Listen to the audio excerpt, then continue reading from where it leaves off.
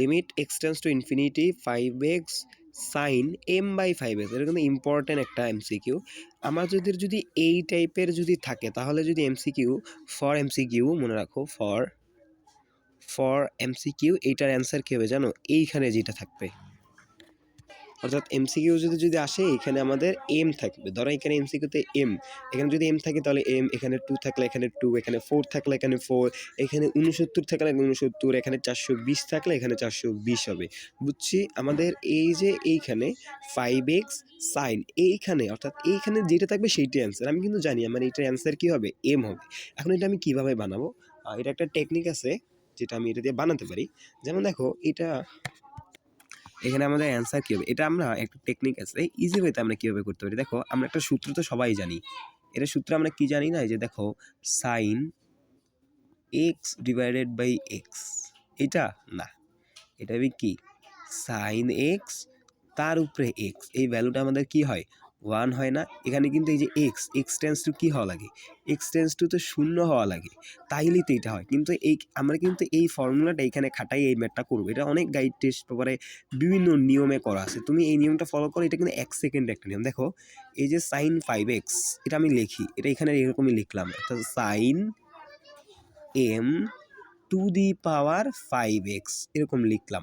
এবং নিচে আমরা সূত্র অনুযায়ী কী দেখি, সাইন এক্স এইখানে যা থাকবে এইটাও নিচে থাকতে হবে। ধরো এই যে আমি 5x, এখানে কি আছে 5x, এটা কিন্তু আমি এরকম লিখতে পারি না, 1 divided by 5x, 1 divided by 5x পারি তো।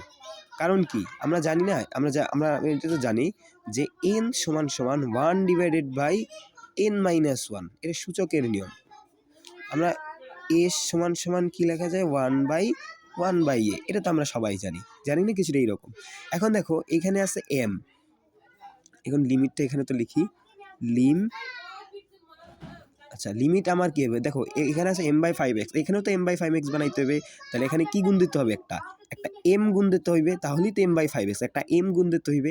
আমি এক্সট্রাটা m গুণ দিচ্ছি না, তাহলে m দিয়ে আমার ভাগ দিয়ে দিতে হবে, এই যে m, এখানে m দিয়ে দিতে হইবে। তাইলে দেখো এই যে ফুল ভ্যালুটা, এই ফুল ভ্যালুটার মান হয়ে যাবে আমাদের 1। তাহলে আমাদের থাকবে কি m, আমরা কিন্তু প্রমাণ করে ফেলছি। কিন্তু এখানে মজার বিষয়, আমাদের সুখী ছিল, আমাদের কিন্তু অবশ্যই এক্স টেন্স টু 0 হইতে হবে, কিন্তু আমাদের লিমিট কি ছিল, এক্স টেন্স টু ইনফিনিটি। আমাদের এইটা কি করতে হবে, চেঞ্জ করতে হবে। চেঞ্জ কিন্তু আমরা ইজিলি করতে পারবো, আমাদের কিন্তু প্রমাণ শেষ, আমরা এম পাইছি। এখন আমাদের লিমিট কি করবো, দেখো এখানে আমাদের কোশ্চেনে বলা আছে, কিন্তু আমাদের কোশ্চেনে বলা আছে এক্স টেন্স টু কি infinity, x tends to infinity. তাহলে তুমি বলো, তাহলে 5 টু দি পাওয়ার এক্স, এই ভ্যালুটাও কি ইনফিনিটির খুব কাছাকাছি হবে না? তাহলে আমি যদি বলি এখন 1 by 5 to the power x কি টেন্স টু 0 হবে না, কারণ 1 বাই এক্স এটা কি 1 বাই এক্স, 1 বাই ইনফিনিটি কি 0 না?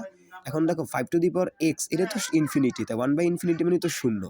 তাহলে দেখো এখানে তাহলে আমি এখানে যদি এম তো ধ্রুবক, এখানে যদি এম গুণ করে দিই, তাহলে m by 5 to the power x এইটাও তো টেন্স টু কি 0ই হবে না? তাহলে আমি কি এখানে তো লিখতেই পারি এইটা, অর্থাৎ m divided by 5 to the power x tends to 0, আমাদের কিন্তু প্রমাণ হয়ে গেছে।